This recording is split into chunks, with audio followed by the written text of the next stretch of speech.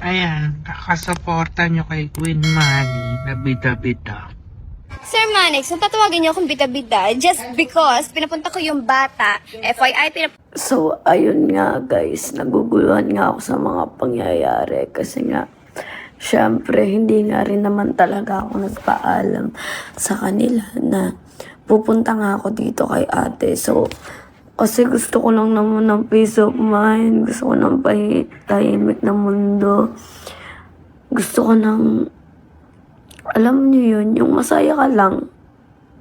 Then, nag-open up lang ako kay ate. Sobrang naguguluhan na ako kasi sobrang dami nang nakikisali sa issue. Palaki siya ng palaki. Pero kahit ganun, parang alam niya yun, parang namimimiss ko yung...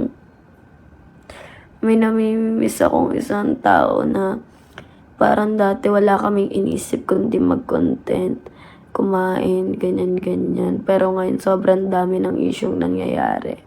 Na sobrang saya lang namin dati ni Cospe. Ngayon, magkahiwalay na kami, hindi ko na alam kung saan na to patungo.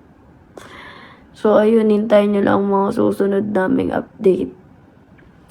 Siyempre, di rin naman ako papayag na ganito na lang lagi, may issue na lang lagi.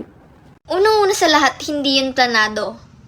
Actually, kung papanoorin nyo ng maayos yung video na yun, is mapapansin nyo na hindi ako gaanong, alam mo yun, comfy magsalita. Medyo di ako mapakali. Kasi nga, syempre, habang sinasabi ko yung mga bagay na yun, iniisip ko pa rin yung mafe-feel ng mga bata. Pero syempre, kailangan ko pa rin sabihin yung mga bagay na yun para malaman nila kung ano po yung mga bagay na dapat i-improve nila sa sarili nila. And kahit ako, kahit sinong magsabi sa akin, hindi ako magpapadikta. Kasi meron akong sariling pag-iisip, 'di ba? Again, hindi po yun planado at hindi ko po sila gustong pagmukaing masama. Kasi aminado naman ako na lahat tayo may kanya-kanyang ugali at hindi tayo perfect. Sila lang talaga yung nakita ko na kailangan pang mag-improve. At sa mga nagsabi na naman dyan, syempre kapatid niya yan, kaya kakampihan niya yan. Kapatid niya ni Shelini, ate siya ni Shelini, kaya kakampihan niya yan. Hindi po yun ganon. Dun po sa isang vlog, kaya po ako naka-side talaga dun kay Shelin. Kasi talagang, nadala talaga ako ng emotion ko kasi nga nagkasakitan, may nakita akong blood, may nasaktan. Yun. Pero pinakalma ko yung sarili ko, nag-usap kami ni Bebang. Alam niyo kung sinong dapat mag-usap, silang dalawa. Pero hindi ko alam, parang nagpapataasan talaga sila ng pride. Pero please lang, itigil niyo ang pag-attack sa kanila. Kasi sobrang daming nangyayari ngayon. Si Shelane wala ngayon sa Manix house. Nandun siya kay Ate Queen Manny. And si Bebang, hindi rin okay si Bebang. Syempre, kahit ganun, pareha silang may feelings and valid naman yung mga nafe-feel nila.